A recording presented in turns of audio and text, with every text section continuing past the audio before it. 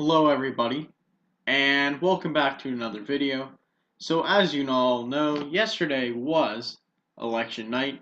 Some of the races like Connecticut governorship and Georgia governorship have not been called yet. But regardless, I'm doing my night after analysis. So basically, I look at the polls before, I look at my own predictions before, see what states I got incorrect, um, and see what happened that was different. So, regardless, few things I will point out. Um, DeSantis won. Abrams versus Kemp, like I mentioned, is still being counted. Um, I think it just refreshed itself. That's nice. Um, Sorry, there's stupid pop-up ad. That's nice. Um, uh, Stefanowski versus Lamont in the state of Connecticut has also not been called yet. Um, let's take a look here, shall we? This is my final predictions for the governorship. Um, so far, I have 26 Republicans. They have 26 Republicans. So right now, if the Democrats won both Georgia and Connecticut, I would have the margin of Republicans versus Democrats, right? Um, Obviously, I don't think that'll end up being the case. Let's take a look at the races that I did not predict correctly. The state of Nevada, I had Laxalt winning. He did not win, clearly, as it is shown. Him and Jackie, I forgot about how Jackie Rosen and the person, Steve Sisolak, my bad, I forgot his name there for a second. Steve Sisolak and Jackie Rosen would both pull people who may have only been interested in one race. They might have said, "Oh, well, I'll vote for a Democrat." The fact that Dean Heller was not an open seat and Nevada's governorship was an open seat could have been a potential sign that was showing potentially that the governor's race would go differently. Well, the governor's race would go even more Democratic than the Senate race. Um, let's see here. Other state I got wrong. Kansas. Kansas was a big surprise to me. Apparently, it was rated as a toss-up. I would not have called this a toss-up. I would have called it a fairly decent Republican state, like I did. If you remember, Chris Kobach, who won the Republican primary, he was not the incumbent. Trump sponsored, well, he promoted Chris Kobach to come along and say, I'm going to run and I'm with President Trump all the way, and such things like that. So, how it worked out was that Chris Kobach won by a very narrow margin in the primaries, and the Republican base didn't turn out for him as much as he probably expected. Um, so overall, I was surprised by Kansas. Um, Kansas part of the red wall, as you can see here. So that was a big surprise whenever that turned out. The state of Ohio, I had going for the Democrat. Obviously, it did not go for the Democrat. Um, Richard Conray and Mike DeWine. Mike DeWine, I didn't realize how popular he was in the state of Ohio.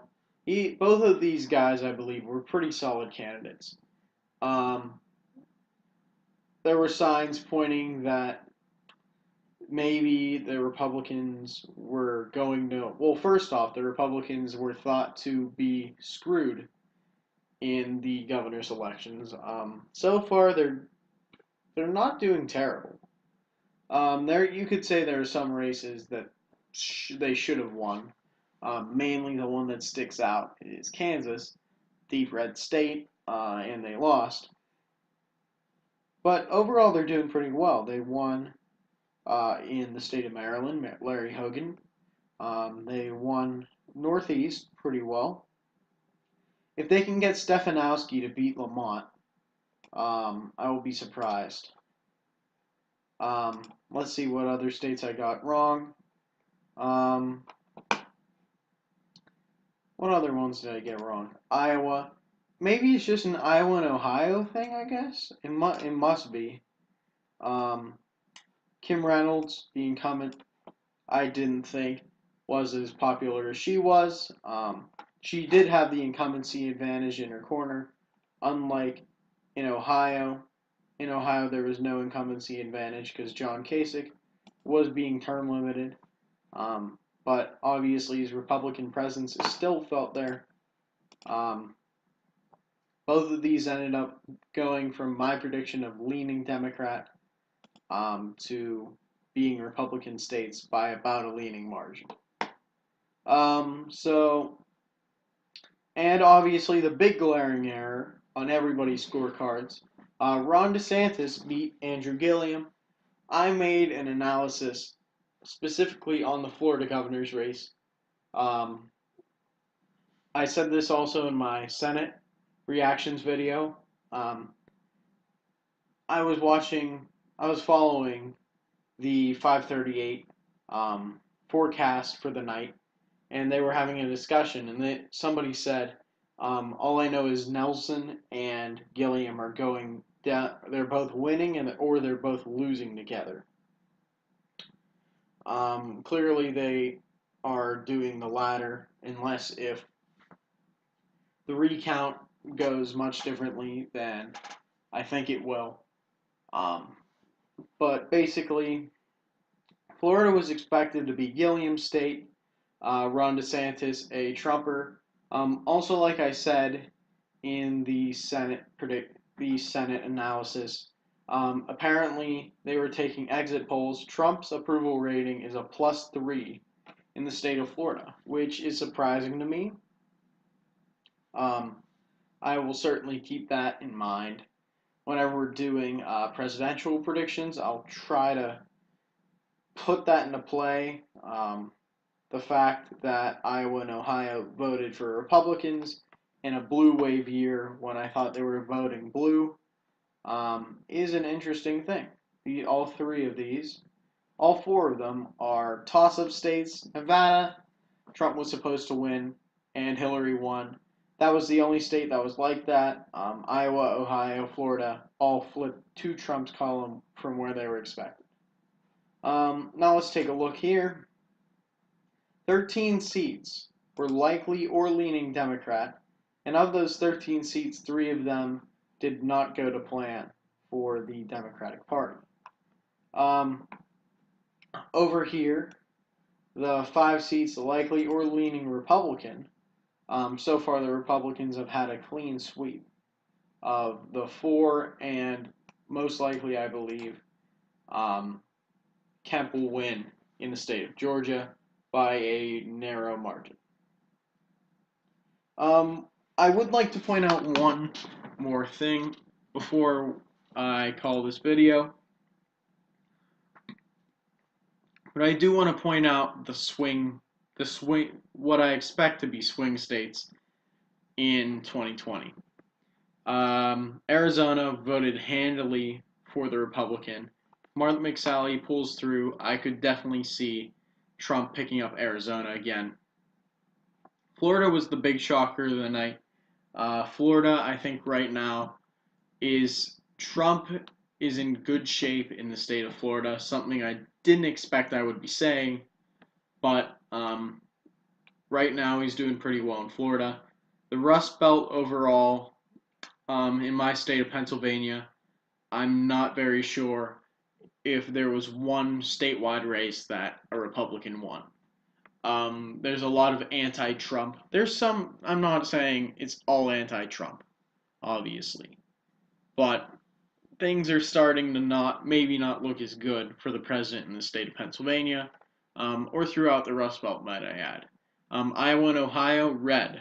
That's good signs for the president. If the races were, if it was held today, I would probably give Trump the edge in Republican states for the most part. I feel like Ohio is moving less and less as almost like a toss-up, and more it's starting to lean more Republican. But regardless, also I will mention Colorado did elect a Democratic governor. That could be a sign that the Democrats hold on to Colorado, which was in 2016 considered a swing state. So thank you for watching this video. Screen's freaking out. Comment down below what you thought of who you think's going to win the remaining the governorships that are up. Don't forget to like, share, and subscribe. Tell me down below about future videos. Join us on the subreddit, JPC Reddit. And I will see you all later.